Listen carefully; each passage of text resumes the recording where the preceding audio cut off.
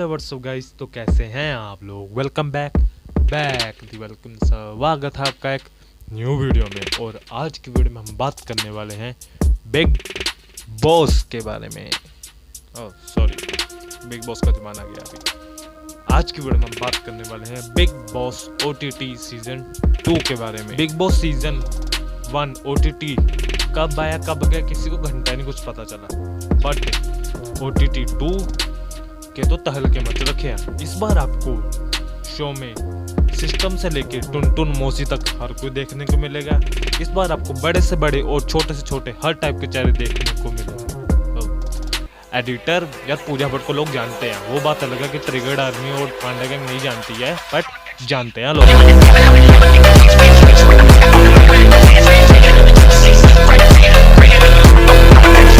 वैसे तो आज की वीडियो में मैं रोस्ट करने वाला था बिग बॉस OTT सीजन 2 के कुछ कंटेस्टेंट पर टाइम बचा नहीं है, क्योंकि हर बार की तरह लेट ही हूँ मैं। तो इस बार मैं बिग बॉस एक्सपोज वीडियो बनाने वाला हूँ। वीडियो का टाइटल तो तुमने पढ़ ही लिया होगा, इज फुकरा इंसान और Elvish Yadav can win big boss. तो तुम्हारा आंसर होगा हाँ यार वही जीतेंगे, और कौन जीत सकता है। तुम सब लोगों के हिसाब से फुकरा इंसान या एल्विश यादव ही जीतने वाले हैं, बट मेरे हिसाब से इनके जीतने के सिर्फ और सिर्फ 5% ही है, 5% ही है कि ये दोनों जीत सकते हैं। उसके अलावा कोई चांस ही नहीं है। मेरी ये बात बोलने के बाद तुम एक बार मेरे चैनल का नाम देख रहे होगे, दीप इंसान। अरे दोगला बनती हुई की हद होती है। देखो यार, मैं भी फुकरा यादव का बहुत बड़ा फैन हूँ, मतलब फुकरा इंसान एंड एल्विश यादव का। देखो यार, मैंने बिग बॉस के इतने सीजन देख रखे हैं ना, तो मुझे इतना तो पता चल गया कि बिग बॉस वोटिंग के हिसाब से सिर्फ 20 और 13% ही विजेता बनाता है, बाकी 60 और 40% तो इसके खुद का ही जाता है। तो अब मैं तुम्हें बिग बॉस की हिस्ट्री के थोड़े विजेताओं के बारे में बताता हूँ, तो क्या पता तुम मेरी बात के साथ अच्छी तरह से रिलेट कर पाओगे। देखो 13 सीजन के बारे में मैं नहीं बोलना चाहूँगा, बट सिद्धार्थ शुक्ला मेरा भी फेवरेट है। बट एक फैक्ट बताता हूँ तुम्हें, सिद्धार्थ शुक्ला ने कलर्स पे 2-3 शो कर रखे थे जब उन्हें विजेता बनाया गया कलर्स पे। बट अगर यहीं आसिम ने कलर्स पे शो किए होते और सिद्धार्थ शुक्ला ने नहीं किया होता, तो शर्त लगा लो मुझसे, तुम आसिम को ही विजेता बनाते बिग बॉस वाले। तुम क्या पता मुझे गाली बको कि भाई नहीं ऐसा नहीं होता, वो डिजर्विंग था। मैंने भी नहीं बोला कि वो डिजर्विंग नहीं था, भाई सिद्धार्थ शुक्ला डिजर्विंग विजेता थे, बट इनको नहीं फर्क पड़ता कौन डिजर्विंग है कौन डिजर्विंग नहीं है। वीडियो के अंत तक मैं तुम्हारा अच्छी तरह से कॉन्सेप्ट दूर कर दूंगा कि बिग बॉस किस तरह से विजेता चुनता है। तो बस तुम अभी तक ये याद रखना कि सिद्धार्थ शुक्ला एक कलर फेस थे, बस यही याद रखना। अब एक सीजन बैक जाते हैं, 12वें सीजन के बारे में बात करते हैं। तो 12वें सीजन का विजेता कौन था? Deepika Kakkar, again colour face, जिन्होंने ससुराल सिमरका का शो किया हुआ है, जिसमें वो कभी मक्खी बन जाती थी, कभी क्या पता नहीं, मेरे को मालूम नहीं। उनके साइड में मतलब टॉप 2 पे गए थे श्रीशांत एंड दीपिका। वो बंदा इनसे हार गया, जबकि वो ज़्यादा एंटरटेनिंग थे इससे। जब वो बात अलग है कि भाई ये बंदा हर हफ्ते जाके मेन दरवाजे पे जाके बैठ जाता था कि मेरे को घर जाना है, पर विजेता यही बनता था। सबको था कि यही विजेता बनेगा, बट इन द एंड कौन जीता? Colour face Deepika Kakkar.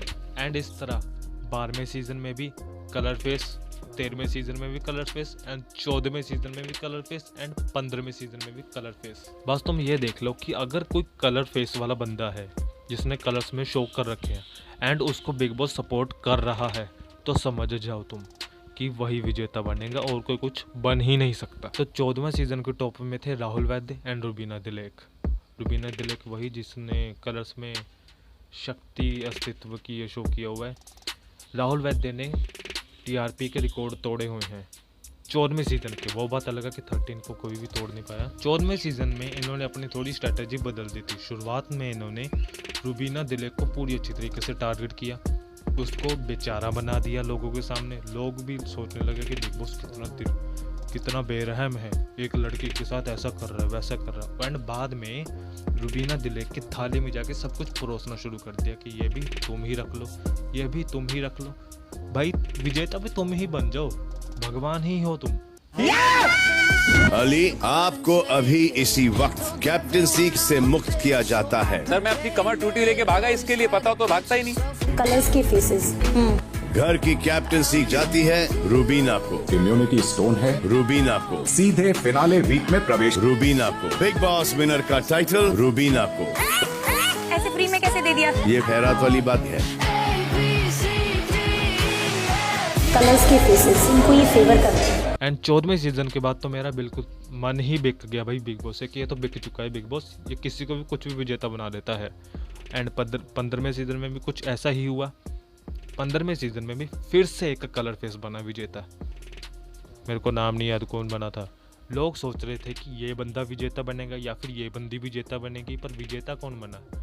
ये मेरे को नाम नहीं याद, बस ये मेरी मम्मी भी हैरान होगी भाई ये किसको विजेता बना दिया। एंड 15 सीजन इनका मोस्ट फ्लॉप सीजन में से एक रहा है, तो जिस कारण 16वें सीजन में इनका एक मोटिव था। बिग बॉस हर साल एक मोटिव से ही बनता है। वैसे इनका मोटिव होता है कि हमें टीआरपी घेरनी है, हमें कलर्स का विजेता कोई बनाना है, बट इस बार इनका मोटिव था पूरी अच्छी तरीके से कि हमें टीआरपी ही घेरनी है, क्योंकि 15वां सीज़न तो बस मर ही गया था। एंड 14वां सीज़न अच्छा गया नहीं। 13वां सीज़न जो इतना अच्छा गया था, उसके बाद लोगों की जो एक्सपेक्टेशंस बड़ी थी वो सीधा गटर में जाके घुस गई। एंड इसी कारण इन्होंने 16वें सीज़न की टीआरपी के लिए इन्होंने बुलाया MC स्टैंड को। इनको लगा कि टीआरपी आएगी, एंड टीआरपी आ भी गई। इनको टीआरपी अच्छी मिल रही थी, और उसके बाद फिर इनका मोटिव बदल गया शो को चलाने के लिए। तब एंट्री होती है वाइल्ड कार्ड में, साजिद खान की एंट्री होती है वाइल्ड कार्ड में। एंड इनका सिंपल प्रोस्पेक्टिव था, सिंपल इनको था कि बस अब हमें साजिद खान की इमेज क्लियर करनी है और कुछ हमें नहीं चाहिए। और इमेज क्लियर कैसे हुई? साजिद खान की दोस्ती होगी MC स्टैंड के साथ। MC स्टैंड है तो उसकी क्लियर हो ही जाएगी इमेज, इनको था। एंड लोग अगर तुम बोल रहे हो कि भाई नहीं कर पाए इमेज क्लियर, तो कर दिया भाई। यार मेरी मम्मी ने बोला था कि साजिद खान इतना भी बुरा नहीं है, then maybe like Bigg Boss you did it. And जो मैंने 5% बताया है फुकरा यादव एंड एल्विश इंसान का कि ये विजेता बन सकते हैं, वो सिर्फ इसी कारण बताया है क्योंकि MC स्टैंड की आपने फ़ैन फॉलोइंग देखी होगी कि अगर MC स्टैंड की किसी के साथ लड़ाई होती है तो क्या होता था, जिसके कारण था कि इन्होंने MC स्टैंड को विजेता बनाया, क्योंकि उनको पता था अगर हमने उसे विजेता नहीं बताया तो अगली बार हम सीजन में नहीं खड़ा कर पाएंगे। और वही कारण अब इस बार भी हो सकता है कि एल्विश यादव की आपको फ़ैन फॉलोइंग पता है भाई। सलमान खान ने थोड़ा एल्विश यादव को क्या बोला कि सलमान खान को अपने 3 मिलियन 4 मिलियन फॉलोवर्स गंवाने बैठे। एंड इस सीज़न का इनका मोटिव क्या है? इस सीज़न का बिग बॉस वालों का मोटिव यही है कि हमें पूजा भट्ट का करियर रिवाइव करना है, उसकी इमेज क्लियर करनी है। इमेज तो क्लियर होगी नहीं और करियर कैसे ही रिवाइव कर देंगे। तो इन्होंने देखा था MC स्टैंड आया तो टीआरपी किस तरह फटी थी, तो इसलिए इन्होंने इस बार फिर से 2-3 यूट्यूबर्स बुलाने के बारे में सोच लिया। तो इसलिए इन्होंने पहले पुनीत सुपरस्टार एंड फुकरा इंसान को बुलाया टीआरपी के लिए। इन्होंने पुनीत और फुकरा को ना थोड़ा ऐसे हल्के में ले लिया। इन्होंने सोचा कि यूट्यूबर है, झुकाएंगे तो झुक जाएंगे, और क्या हुआ तुम्हें खुद को पता है। पहले दिन में ही पुनीत ने बुरी तरह से बिग बॉस की मार के रख दी थी। एंड इन्होंने पुनीत को 2 नंबर से उठा के सीधा 10 नंबर पे फेंक के मारा, जहाँ पर उससे सोने के लिए बिस्तर तक नसीब नहीं हुआ। एंड ये इनकी सबसे बड़ी गलती। और उसके बाद फिर बिग बॉस की मारी पुनीत ने बहुत अच्छी तरीके से। एंड पुनीत को निकालने का मेन कारण यही था कि पुनीत बिग बॉस को एक्सपोज करने लग गया था, और फिर बिग बॉस को पता था कि भाई ये तो एक दिन में मेरे को एक्सपोज कर रहा है, तो एक हफ्ता रह गया फिर तो पता नहीं क्या ही कर देगा ये। एंड तुम्हें भी पता है पुनीत ने किस तरह से एक्सपोज किया कि टीआरपी की जरूरत तुम्हें है, मुझे नहीं है, ठीक है, निकालना है निकाल दो। एंड बिग बॉस की इस तरह से बेइज्जती आज तक किसी ने नहीं की।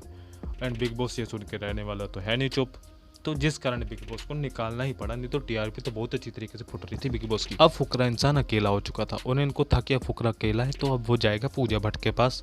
एंड पूजा भट्ट के पास रहने लग गया, सोशल मीडिया स्टार है तो पूजा भट्ट की इमेज ऑब्वियसली क्लियर हो ही जाएगी। बट अभिषेक और पूजा भट्ट की कभी बनी ही नहीं। अभिषेक का कोई एक आधा दोस्त बना, पूजा भट्ट के बहुत सारे तमचे बन गए, तो इन्होंने एक ग्रुप बना लिया।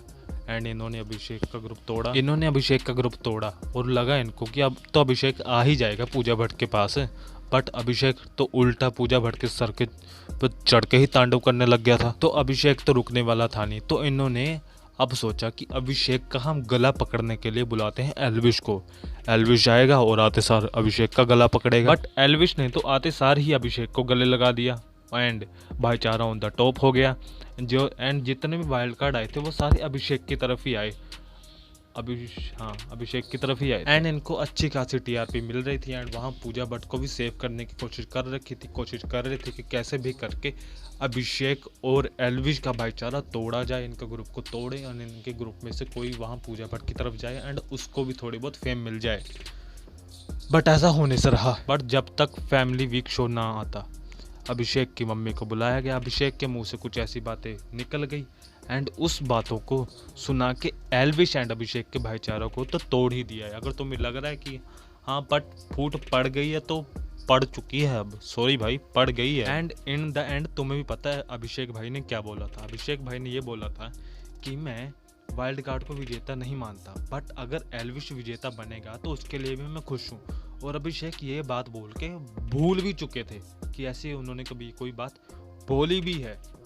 और इन्होंने यही चीज़ एल्विश को दिखा के फूट पड़ा दी। इन्होंने सिर्फ एल्विश को ये क्लिप दिखाई कि अभिषेक ये बोलते हैं दिखे अपनी मम्मी को कि अगर वाइल्ड कार्ड विजेता बनता है तो मैं उसे बिल्कुल भी विजेता नहीं मानता, बस इधर रोक दिया। आगे का ये नहीं दिखाया कि अगर एल्विश यादव विजेता बनता है तो उसके लिए भी मैं खुश हूँ, ये तो दिखाया ही नहीं। लड़ाई डलवाने की कोशिश कर दी एंड डल चुकी है लड़ाई। एल्विश मेरा फेवरेट था बट कुछ एपिसोड तक, अब 2-3 एपिसोड से मेरे को एल्विश नहीं पसंद आ रहे, क्योंकि मेरे को पुराना वाला एल्विश चाहिए जो आते सारी एल्विश ने अविनाश का गला पकड़ा था वो वाला। अब ऐसा लग रहा है कि एल्विश पूजा भट्ट की चाट रहा है। सॉरी, पूजा भट्ट कुछ भी बोल दे तो एल्विश ऐसे चुपचाप बैठा रहता है।